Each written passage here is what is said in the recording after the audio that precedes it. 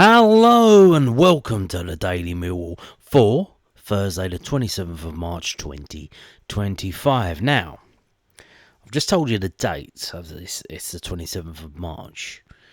Would you believe that we have had a bit of transfer speculation today? Yes, indeed. The transfer window doesn't open until June. Trying to find out the specific date. I don't think the EFL have sorted theirs out yet. It could be the 12th, it could be the 16th. The Premier League have decided to do a little mini one and then another one because of the FIFA World Cup. They've just decided that today. It's a bit of a shambles, but it's March now. June is 3 months away. So this is just a little bit odd. But, it's their bread and butter. Football Insider 247.com. Breaking. Exclusive.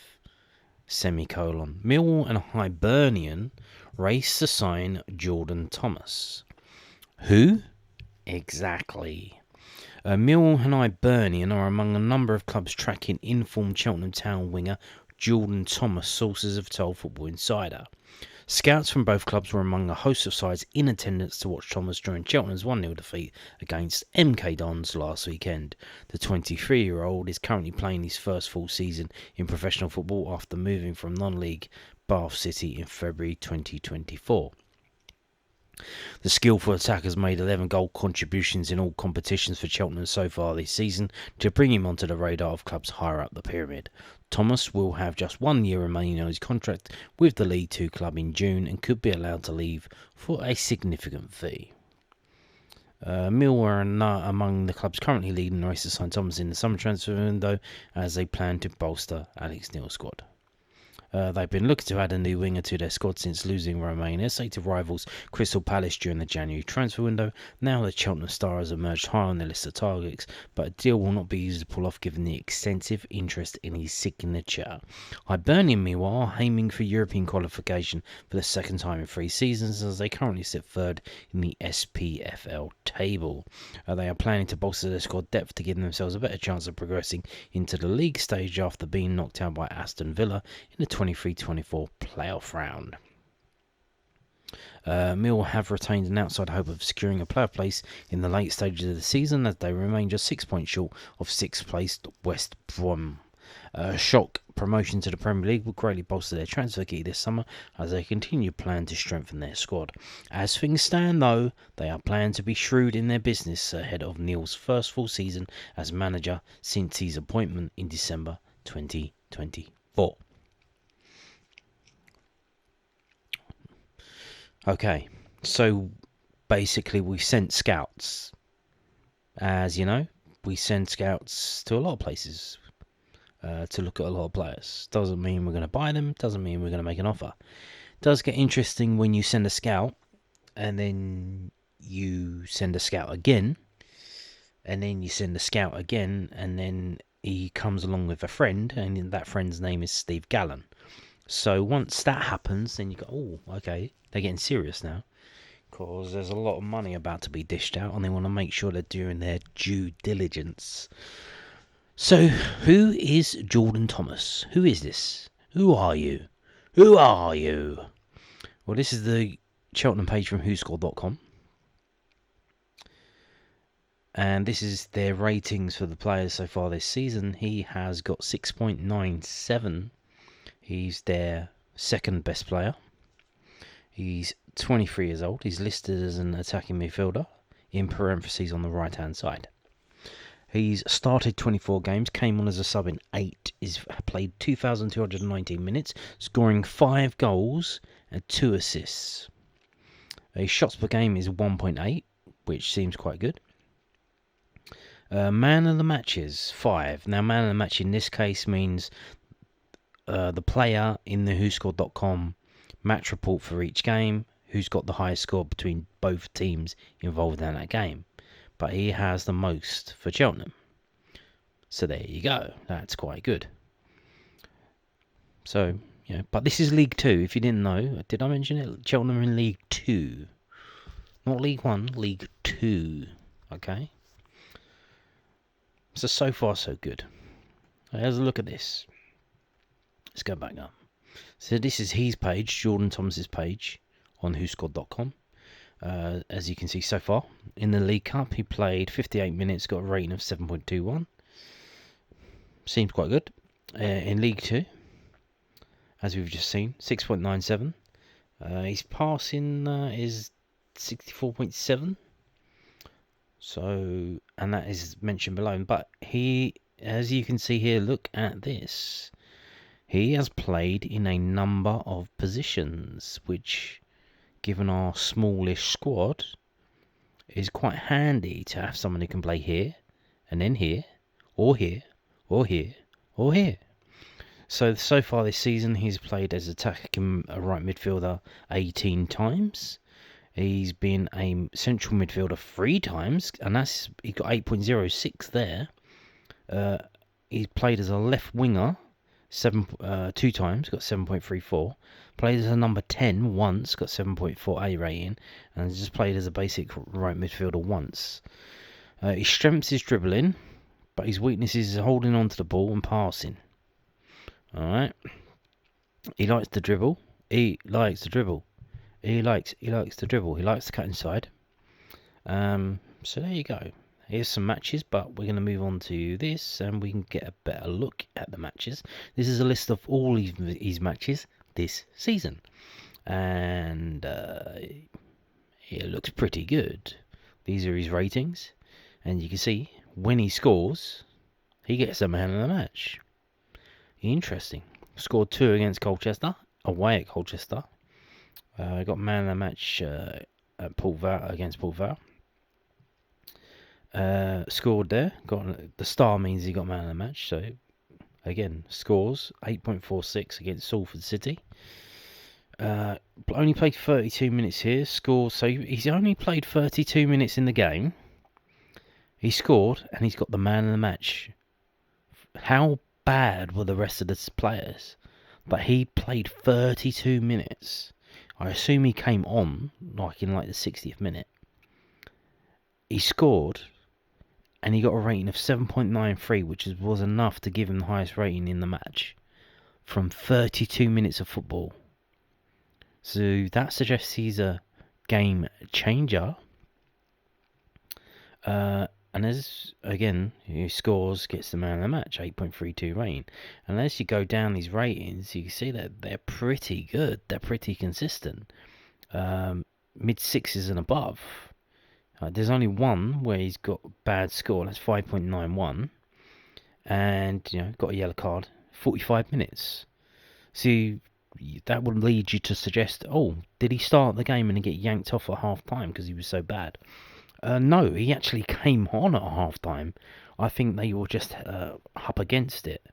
But there's a little weird period. So he's playing full games, and then he gets to the end of February, and then he just plays 32 minutes there, 69 minutes there, 45 minutes there. So he had a weird little period where he wasn't actually starting and playing full games.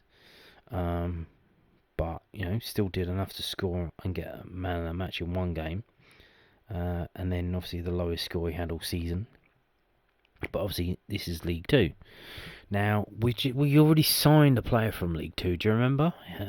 Had high hopes, Macaulay Langstaff. That did not go. That hasn't gone that well. So, we wait to see how this turns out. Although, to be fair, Crammer came from Exeter, who was on loan at Exeter. They were in League One, I believe. Not League Two. So, yeah, again, League Two. It will be a risk. He is a very good player in League Two, but it's going to be a risk. Now, what we're seeing now is his full history of being a professional footballer. Yes. This is it. 2 seasons. It looks like 3, but this is the cup. For some reason, they do this. This website, they do this. He's had some time. I don't think that was a full season. We're going to get into it in a minute. So this was 2 starts, 12 sub appearances, 476 minutes. Last season in League One when they were in a relegation battle. So you can see he didn't score. He got 1 assist. His rating was 6.46. So again, in League One when he did have some minutes, he was okay. In League Two, 24 starts, 8 substitute appearances, 2,219 minutes, 5 goals, 2 assists, yada yada yada, 6.97. So he's looking good, but he got relegated to League Two, so he stepped down. But does that mean he can improve? He's 23 at the moment. He's going to be 24 in May, the 2nd of May.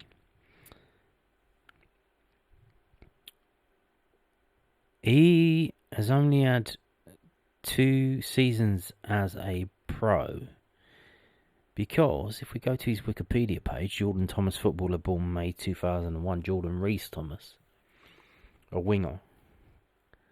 He is one of those players who I love because they've worked their way up from non-league.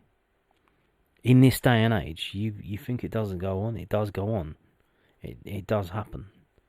But although, again, Macaulay Langstaff did that, and he came here, we paid money for him, that didn't work out for him.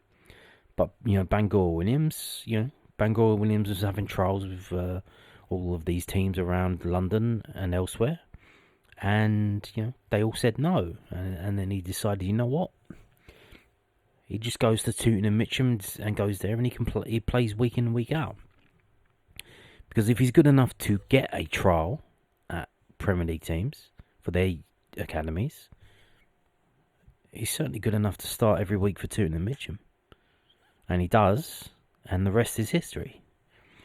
So this young man, it says he was at Oxford as a junior, but that's not mentioned in the text.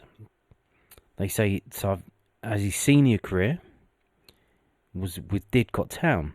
Now, again, I mentioned this before. That was the COVID season. The season got cancelled. For non-league teams, the season gets cancelled. For our junior teams, it got cancelled. For us, obviously, we came back in the summer and played a bit and finished the season.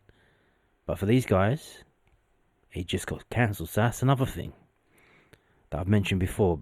The non-league, coming through the non-league, working your way back up. But these young men who come through now, who genuinely believed at the time, so this was what 4 or 5 years ago, so he would have been 18, genuinely believed that the world was ending. And it seems he's got his get up and get going. Because here we go. He then moves to Northfleet and plays an absolute blinder. So Northfleet is still in Oxfordshire, so he's there or thereabouts. Didcot, Northfleet, the season after COVID, 37 appearances, 6 goals. After that, 41 appearances, 14 goals. That gives him a move up the pyramid, but not that far up, to Bath City. Again, still very close to where it's from in Oxfordshire.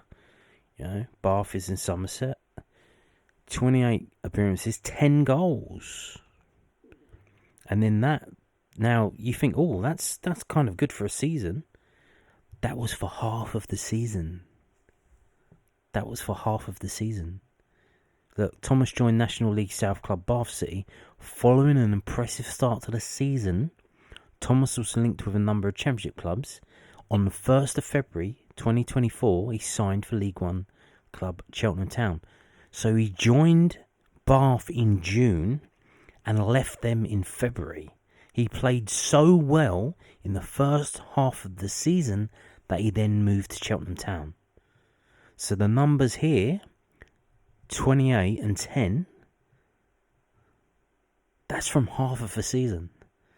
And then he goes to League One, we've just seen, 14, but most of them are substitute appearances, He's working his way into the league. There's League One, it's a big step up from National League South to League One. What is that?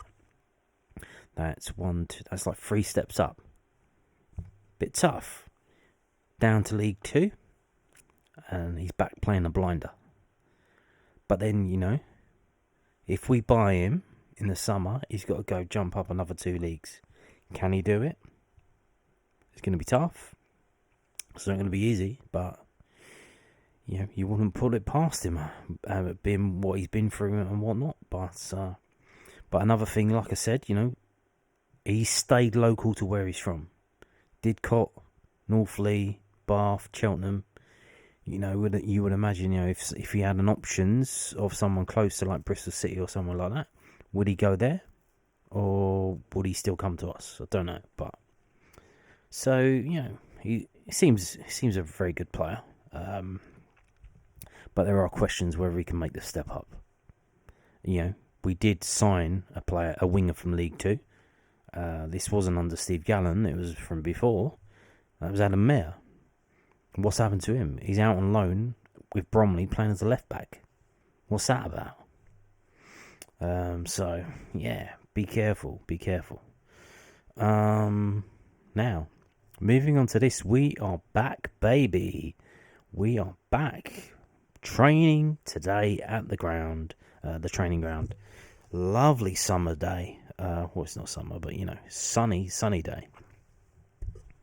And here we go. So Millwall will return from the final international break of the season to take on Sunderland in the Sky Bet Championship this Saturday, kick-off 3 p.m. On Thursday morning, millfc.co.uk was on hand at Calmont Road to snap all the best action from the day's training session, with a gallery now available. There you go. Make sure you get some sunscreen on your head, fella. You don't want to be looking like a swan vesta. There's George Evans, the goalkeeper. Honeyman, Langstaff is back. He is back. Saville's back from his trip to Switzerland or Sweden. Coburn there. Cooper. Tanganga. Still with a hat, even though it's sunny.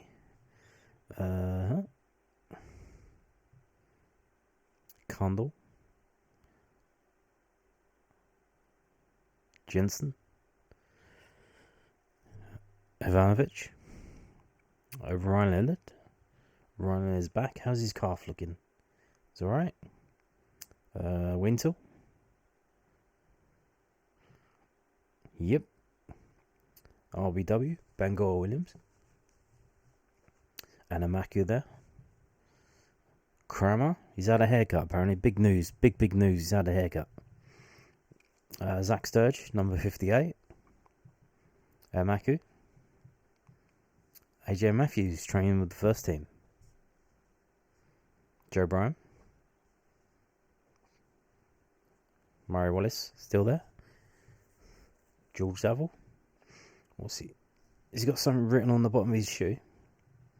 I wonder if Liam Roberts has stuff written on the bottom of his shoe, and whether Mateta got to read it before he got a kick in the face. David Livermore, see, he knows. Got to keep the cap on so you don't get sunburn on the top of your head. There you go, we're back around again. So there you go. Lovely, isn't it? Lovely. We are back, baby. We are back. 2 days to go. Can't wait. Now, moving on to this, obviously some more interviews with the manager and stuff. He's been doing a lot of talking this week, hasn't he? I think he must have been bored as well. He can't wait to get back. So, consistency is the key. Millwall boss and Aaron Connolly's reduction in game time for Millwall. This is from londonnewsonline.co.uk, the South London Press's website. Millwall head coach Alex Neil is hoping that Aaron Connolly can make an impact in the remaining championship matches, especially with Femi Aziz's sideline due to a hamstring injury. The Lions signed the former Brighton youngster in the winter transfer window. Connolly had a spell where he started 5 successive league fixtures, including scoring against QPR at the Den, but he's been a late substitute in their 3 most recent championship outings. The 25-year-old was out of contract at the end of June, was also an unused substitute for the Den. Defeat to Bristol City at the start of March. Well, there was one game where he pulled out with his back, and that was the only game from memory that he had any sort of ailment, said Alex Neil, when asked by the South London Press about the reduction in Connolly's involvement. Obviously, we had Femi coming back in that position. We had Luke Cundle playing in a 10 role, and he's playing in a 10 at times. And we had a demo coming off the left, so we had a lot of competition in there. Alan came in the last game and contributed well. Femi's out at the moment, so it creates opportunities and gaps for people. I'm hopeful that Howland will feature more in the remaining games. It's like with any player, consistency is the key. You've got to affect games, get assists and get goals. I'm sure Alan will be saying, if I can get on the pitch, I can do that more. But, the fact is, I can't keep 25 players happy every week. So I've got to ultimately pick what I think is going to give us the best chance of winning a game.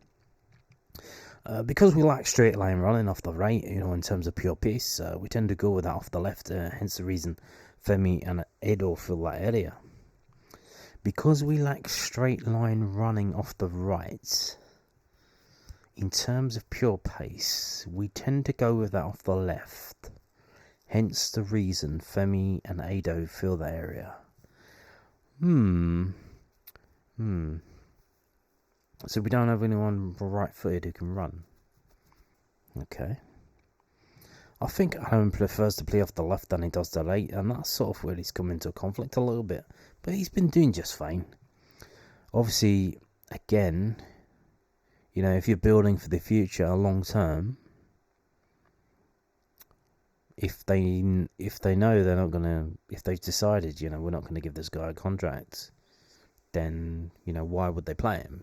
It's like Wintle. Wintle seems pretty decent when he's played, but he's on loan, so they're like, Billy Mitchell's back. We're going to play Billy Mitchell. We're not going to play you, because we need to decide if Billy Mitchell is worthy of us exercising our option to extend his contract. And he can't prove that to us if he's not playing, so they're playing Billy Mitchell. And not Ryan Wintle. So, there you go. Now, moving on to this. From the southernnews.co.uk, it was going to be nowhere else really. Luke Cundle, why he joined Millwall, what he's been fined for, and his goals for the season. So we got an interview with Luke Cundle. Lovely stuff. Luke Cundle could not have had a better start to his Millwall career. Only a day after his move from Wolverhampton Wanderers was officially announced, the number 10 was thrust into the starting lineup against Queen's Park Rangers at the Den on February the 1st, and soon showed why the Lions fought to secure his signature. Just 25 minutes into his debut, Jules Saville crashed the header of the crossbar. For a moment, both sides froze as the ball bounced straight into the 6-yard box, with Hoops goalkeeper Paul Nardi prone on the ground. QPR centre-back Morgan Fox, not fully sensing the danger, moved to clear the ball, but did not react quickly enough. Cundle ghosted in front of him and nodded the ball into the empty net. 2-1 Millwall, 3 points in the bag. The 22-year-old has since become indispensable to Alex Neil, starting 9 out of the next 10 games before finally getting a breather against Stoke City on March the 15th. It's a far cry from how the season started for Cundle after 3 successful loan spells at Championship clubs Swansea City, Plymouth Argyle and Stoke City. The Warrington Town youth player returned to Wolves, looking to add to his 7 senior appearances that included 2 Premier League starts in the 21-22 season. Instead, Cundle found game time hard to come by, making the matchday squad on 4 occasions but never being brought off the bench. Come January, he thought it was time to leave. I just thought it was time for me to move on at Wolves. I've been there a long time, and I just started feeling that, it wasn't to be at Wolves.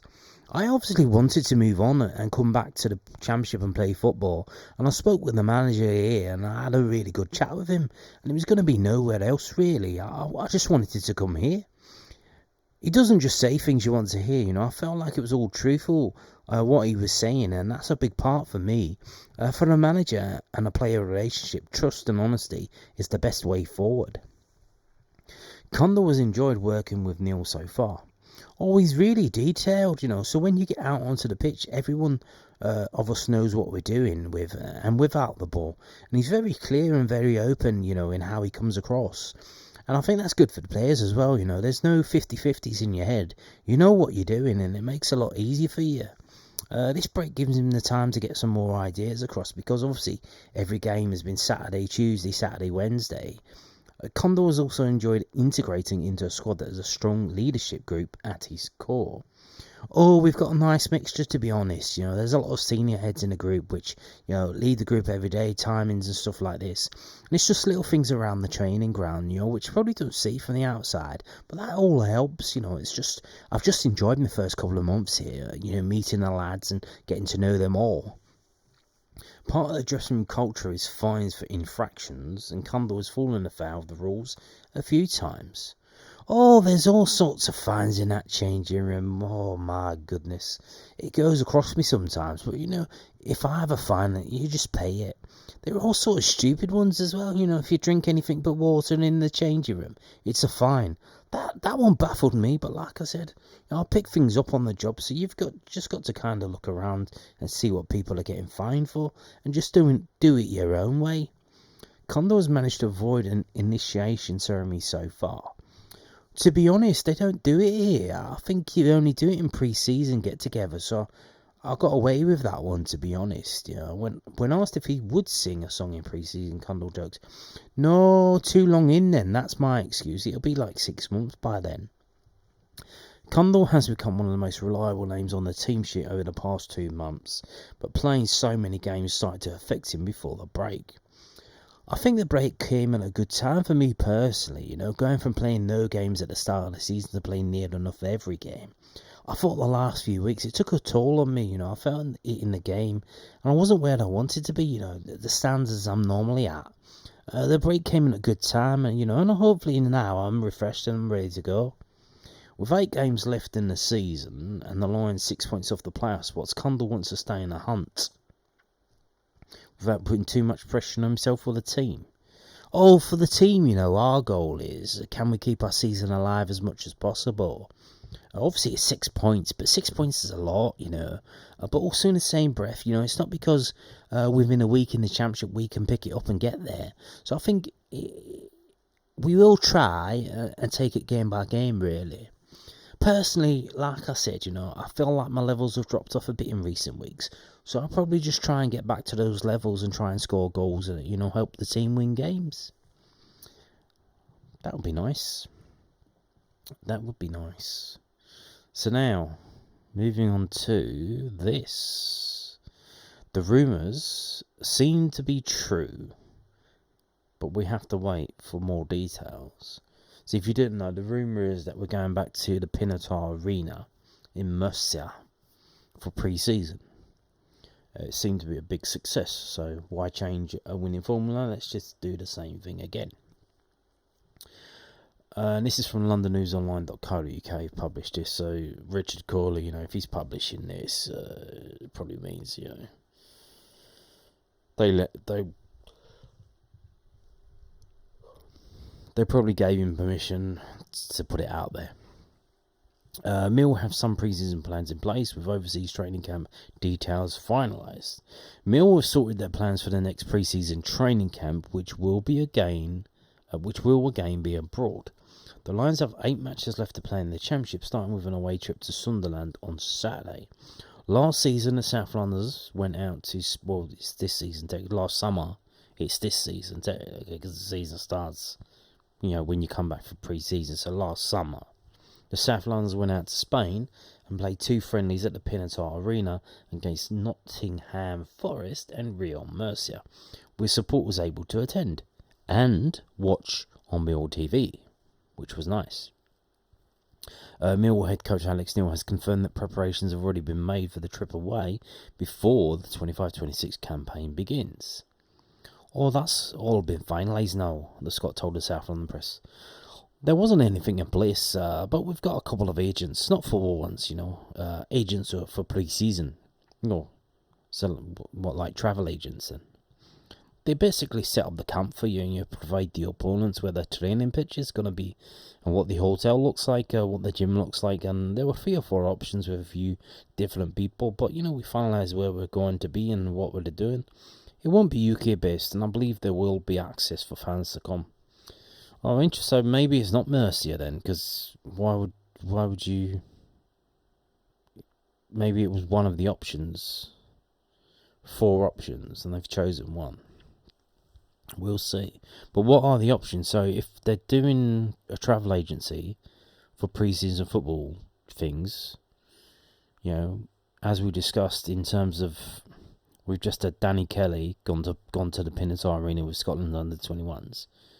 The lad Serbian under-21s are in Turkey and Antalya. So there are these complexes. There aren't that many around Europe. So it's either Pinatar Arena again. I think the Toulon tournament, that's a thing as well. Where the Toulon, obviously in Toulon, where the tournament's held, that's a thing. That's like a complex. Obviously Antalya, and I think there's one in Switzerland. There aren't that many, to be honest with you.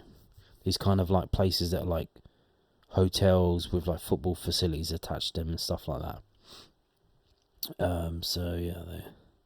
But we're going abroad again. Get your passports. Have you got your passport? Get your passport ready. Let's get on it. Now, this is interesting from southernnews.co.uk. Millwall defender, semicolon. Or colon. Alex Neil is probably up there with some of the best managers I've worked with. Nice. Joe Bryan there. Getting his arse right up Alex Neil's backside. Or his nose up there. Joe Bryan called Alex Neil one of the best managers he's worked with in his career and said the match prep is second to none ahead of Mill's trip to Sunderland on Saturday, March the 29th. Now, to be fair, he has improved massively since Alex Neil came in. Now, I assumed that maybe it was related to, the contract situation. He's out of contract in the summer. Will he get a new contract? Will he not? They're leaving a bit late, and they did say that they were going to leave it late and wait until we've confirmed what league we're going to be in.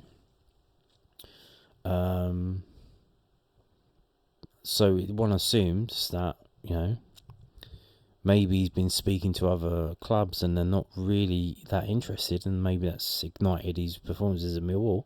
But maybe it was a manager. Maybe, Alex Neil's gotten a performance out of him, or several performances out of him. Neil was appointed Lions boss on December the 30th and has overseen 8 wins, 4 draws and 6 losses while integrating 8 January signings. Yes, very important that as well. He did all this while there was an influx of players. Yeah, it's not easy to do that, these 8 random strangers turn up and you have to bring them into the squad, get them into the fold and then get them performing. Not easy. The Scotsman has previously guided Norwich City to the Premier League in 2015 and won the League One playoff final as Sunderland manager. Bryan has previously worked with a number of successful head coaches, including Lucien Favre, Marco Silva, Scott Parker, and Claudio Ranieri, but considers Neil to be one of the best he's played under. Wow. We've had a lot of time on the pitch recently, in terms of matches, Bryan said. So having time on the training pitch to push across some ideas, maybe to work on some structures that we've struggled to break down when we've played against them, things like that. I think it's very important. In terms of the manager, he's incredibly detail-oriented. The match prep is second to none. He's probably up there with some of the best managers I've worked with. And I think that's exactly what a lot of the players here needed. I think having a definite structure and a plan has helped us. Neil's appointment on the cusp of the new year stabilised the Lions' form, who had 1 win in 9 at the time. Millwall now 6 points off the playoff spots with 8 games left in the season, although Bryan is keeping his expectations in check heading into the business end of the campaign. I think there's no pressure on us really. We've got some big away games and we've got some winnable home games. If we do want to do anything to sneak in there, we've probably got to... I know it's cheesy and it's cliche, but just go to Sunderland on Saturday and try and win. And if we win that one, we'll look to the next one. I don't think there's any big plan on if we win this one and we can take a draw here. No, we just have to try and win every single game now and see where that lands us. I don't think anyone's putting a huge amount of pressure on us. We've hit the 50-point mark, which is always the first goal. And the sooner you hit that in the season, the higher up the table you look. And to have done that by the break, now we're 8 games to go, and attack the top 6 spots. And we'll give it a go. There you go, Joe Bryan there. Now, today is Thursday. And if you've been watching, if you're a subscriber, you watch the channel regularly, every Thursday now, we get the latest EFL TV selections from Sky Sports. However, we have not had such a missive posted today. I do not know why that is. Maybe there is some problem in that they wanted to select a team and the team objected, which would be a first, but then why would that hold up the whole thing? I don't know. So these are the selections that we have so far. And this is the last round that they have to select because this is the penultimate round of the season. So maybe they're taking extra time to figure out what games they want. But I do believe they're still supposed to do it for 4 weeks in advance. So this is the game that is this week. So Monday the 21st, and then you can see it ends there. So that would be, what would that be? The 27th? The 27th of April. That week. So they should have told us that today, the 27th of March. They haven't. Don't know what's happening. Obviously, this is Easter Monday. That's why the game is on Sky Sports Plus. All of the games you can see are all games that are going to be shown on Sky. The Good Friday games, they're all going to be shown, and they're all mostly at 3 o'clock. So you can see, yeah. So obviously our game on the 27th is against Swansea. I believe it's a home game. So again, I don't think that will be selected, but we have to wait and see. So maybe they're going to publish it tomorrow. I don't know why they haven't published it today, but if it does get published tomorrow, I will let you know in tomorrow's video. But we wait to see. So that's the last game that can be moved for television. The Burnley game at the end of the season has already been moved for television. All the last day games have been moved. So we already know that. So this is literally the last game that they can move. And it's that Swansea game.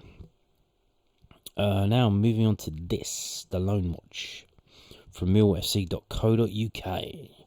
Tom Lee hit the back of the net for Maidstone last weekend. The striker is enjoying life on loan in Kent and added to his tally on 33 minutes as the Stones 3-0 win at Hampton and Richmond Borough as he fired home Ben Brooks' cross. Cavalli Hayward, meanwhile, enjoyed a healthy start to his loan spell at Cray Wonders as he played 79 minutes of their 4-0 Isthmian Premier League Division victory over Bowes and Pitsea. And I believe they're relegated now, Bowes and Pitsea.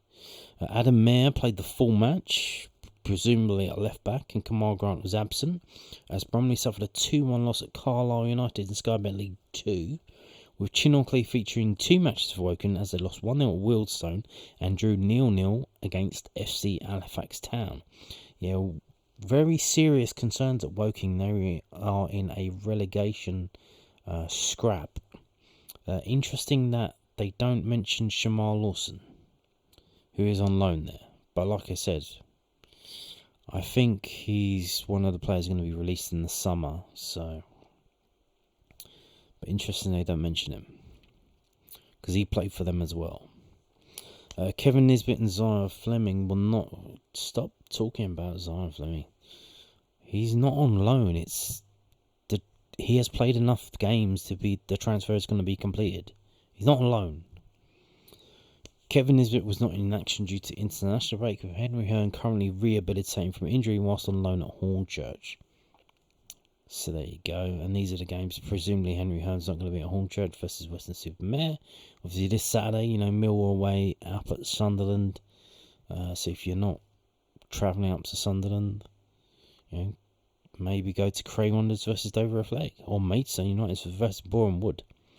That should be a good game, because I think they're both at the top of the table, and Abdul Malik is at Boreham Wood and Tom Lee is at Maidstone United, so some real interest in that game. And they get some big crowds there. They get like 2,500 fans there, so should be a good atmosphere there. Big top of the table clash. Woking versus Braintree Town, or Bromley versus Salford City. So there you go. Now, just covering this. Obviously, I covered all this at the time in the daily videos. If you don't know, I do a daily video. That's why it's called a Daily Millwall. So you can go, if you just randomly see the video and click on it and watch it, and you think, oh, okay. No, just click on the channel, and then you'll see all the videos there. I make one every day. Yeah, I know. Mad, ain't I? Mad, absolutely mad. So yeah, this is just a roundup. If you didn't know, Mill have done this. 4 of Millwall squad are in international action in March. Reece Bangor-Williams made his debut for England's Elite League squad, coming on as a substitute for Romain SA in the second half of their 1-1 draw with Portugal. He then followed that up in the final 30 minutes of England's 2-2 draw with Switzerland at the Marbella Football Centre. Jules Saville assists Isaac Price for Northern Ireland's goal in a 1-1 home draw with Switzerland in a friendly on Friday the 21st of March. That is a very loosely assist. Check out the highlights and you'll see what I mean. It was a free kick, indirect free kick, and someone passed it to Jules Saville. Jules Saville basically stopped the ball, and then the guy hit it into the goal. So, an assist in a way, yes, but technically not really. But the midfield was to suffer a more tough night against Sweden as the Green and White Army were beaten 5-1 in Stockholm. Danny Kelly, meanwhile, was involved in Scotland Under-21's 2-0 win over Republic of Ireland at Pinatar Arena, but missed the 6-1 loss to Iceland days later. Yeah, he wasn't even involved on the bench because he was injured. Under-21 say he was injured. Whilst Mihajlo Ivanovic tasted action for Serbia Under-21s as they beat Bosnia and Herzegovina 2-0, but lost to Georgia Under-23s 3-1. And they got some pictures. Let's have a look at these pictures. There you go. Yeah, see that? Good stuff. Now, we're going to finish with this, finally. Millwall hiring a junior graphic designer. So, in this day and age of the AI, the dreaded AI, taking everyone's jobs, Millwall are actually hiring a junior graphic designer. Presumably, you have to know what you're doing and not just ask the AI to do your job for you. The successful candidate should be confident, creative, innovative, enthusiastic, and motivated, as well as having a desire to progress individually and as part of a forward-thinking department. Closing date for applications is Monday the 21st of April 2025. So here we go. If you know someone, share them the video, share them the link from millfc.co.uk. Would they be interested in this? 35 hours a week. Oh, it's a proper job. 24k a year. Okay. A great opportunity for a junior graphic designer to develop and learn at a leading London Championship Football Club. Who's that then? And play a vital role in supporting the marketing department. The successful candidate should be confident. Yeah, we know all that. The club offers the opportunity to join a friendly and welcoming team which has a collective desire to continually enhance its output. An exciting role for someone looking to start a career in the sports media and marketing industry. So it's an entry-level job. This is what you got to do, but it's not limited to this. The creation of visual marketing materials for all areas of the business across different print, digital, and social platforms, helping to ensure digital and print marketing material is of the highest standard and constantly up to date. Maintaining strong working relationships with the club suppliers and printers for marketing campaigns, new merchandise selection, and promotional materials. Ensuring all internal and third-party communications are in line with brand guidelines from both visual and tone aspects. So, like what you see in here, you see this is a letter. This has been designed. It's not just willy-nilly. You can see Millwall Football Club. You can see the silver lines and stuff, grey lines, silver lines. The club badge is there. This has all been designed. It's all been designed. You see the logos here? My Guava, Aria, Sky Bet Championship EFL. That's all been designed by a designer. It designed content to support the club's CRM activity to increase revenue and long-term business growth. General administrative tasks in support of marketing and media colleagues. Making the tea. Essential requirements. So entry-level job. Remember, entry-level job. Experience of Adobe Creative Cloud. Efficiency creating graphics and animated content for a variety of digital and social media formats, as well as for print materials. Ability to adhere to and champion brand guidelines across all content production. Thoroughly organised and able to prioritise and report on the progress of multiple ongoing projects. Capable of bringing creative briefs to life, both independently and as part of a team. A keen interest in the latest graphic design trends and best practice. Experience in data management CRM is desired but not essential. So not too harsh on an entry-level job. These are the essential ones. Desired. Higher level of creativity. Confidence to come up with and share new ideas. There's no such thing as a new idea. Everything is stolen. Trustworthy, conscientious and reliable. Ambitious, enthusiastic, energetic and driven. Proactive approach with the ability to handle multiple projects and responsibilities. Able to work under pressure to deadlines both individually and as part of a team. A polite and professional manner, don't you know. Exemplary organisational skills and a commitment to self-improvement and a desire to enhance the department's operations. Wow, what a guy. I haven't met him, but man, if I meet a guy like this, wow, he's going to be a king amongst men. Entry level job, by the way, 24k a year. Yeah, there you go. So there's all the information there. If you know someone like that, he's probably the best man in the world. You're probably the greatest guy you've ever met. If you know someone like that, tell them there's a job here that they'll be suitable for. Yeah, there you go. Junior graphic designer, entry level job, by the way. Yeah. And on that note, thank you for watching, and goodbye.